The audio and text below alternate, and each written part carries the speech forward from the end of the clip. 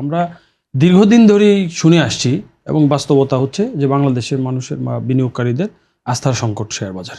তো আমি মনে করি যে এই মুহূর্তে আস্থার সংকটের চেয়ে এই মুহূর্তে পুঁজির সংকটটা হলো সবচেয়ে বেশি গুরুত্বপূর্ণ। কারণ দেশের পুঁজিবাজার হচ্ছে দেশের অর্থনীতির একটা দৃশ্যমান জায়গা, যেটা দিয়ে আমি অর্থনীতির অবস্থাটা আমি বুঝতে পারবো। এখন বাংলাদেশের অর্থনীতি গত 3-4 বছর ধরে যেই অবস্থার মধ্যে দিয়ে যাচ্ছে, এখানে কিন্তু সার্বিকভাবে কোনো সেক্টরে বিনিয়োগ নাই, নতুন বিনিয়োগ খুবই পুয়ার। এখানে কর্মসংস্থানের ব্যবস্থা নাই, মানুষের আয়ের সাথে ব্যয়ের সঙ্গতি নেই।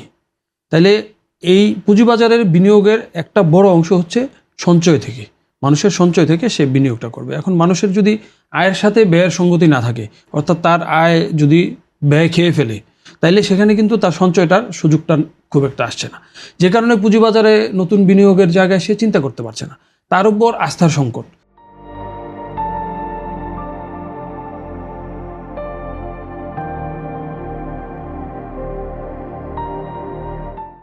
তার উপর হচ্ছে এখানে আমাদের অর্থনৈতিক ব্যবস্থার অনেক কিছুই কিন্তু একে একে ভেঙে পড়ছে।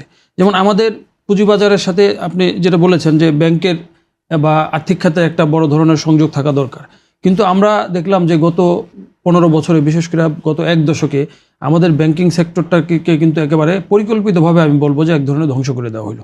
এখান থেকে বিপুল পরিমাণ টাকা বাইরে নিয়ে গিয়ে এবং সেগুলো আত্মসাৎ করে দেওয়া হলো, এবং এখন খেলাপি ঋণে জর্জরিত ব্যাংকগুলো এবং অনেকগুলো ব্যাংক তো একেবারে ধ্বংস হয়ে গেছে, তাদেরকে নিয়ে কোনো রকমের রিপেয়ার করে হয়তো একটা নতুন ধারা তৈরি করার চেষ্টা করছে। এই যে আর্থিক খাতের উপর মানুষের যে এরকম এই একটা অনাস্থার জায়গা, সেটার কিন্তু রিফ্লেকশন পুঁজিবাজারেও পড়েছে। 2010 সালে যে ধাক্কাটা বিনিয়োগকারীরা খেয়েছে, তারপরে নানানভাবে চেষ্টা করেছে। আপনি সংস্কারের কথা বলেছেন বা আলোচনা হচ্ছে, সংস্কার কিন্তু অনেক পদক্ষেপ কিন্তু এই বিগত সরকারের আমলে নেওয়া হয়েছে, কিন্তু এগুলো অধিকাংশই ছিল লোক দেখানো। একদিকে সংস্কার করা হয়েছে, অন্যদিকে বিভিন্ন পদে দলীয় লোকজন বা অদক্ষ বা আরও যদি আমি বলি যে দুর্নীতিবাজ বা নেতিবাচক যাদের ট্র্যাক রেকর্ড, তাদেরকে বসিয়ে ওই যে দুরবস্থার মধ্যে থেকেও লুটপাটের কিন্তু একটা সুযোগ সৃষ্টি করা হয়েছে।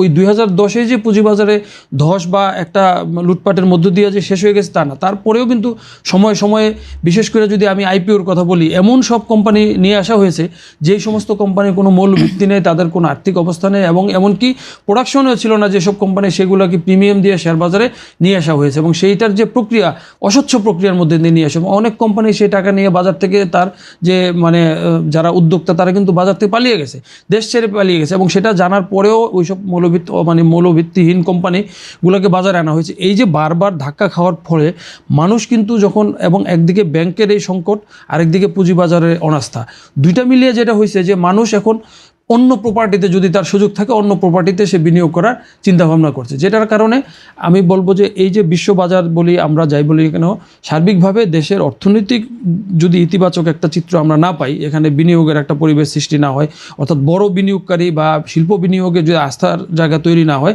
তাইলে আমরা কিন্তু পুঁজিবাজারও সেটা দেখবো না। এখন প্রশ্নটা হচ্ছে যে আমরা আইপিওর কথা বলছি, এই সময়ে কেন আসবে একটা কোম্পানি শেয়ার বাজার? তার তো নতুন পুঁজির দরকার নেই, তার তো ইনভেস্ট করার মতো অপরচুনিটি নেই।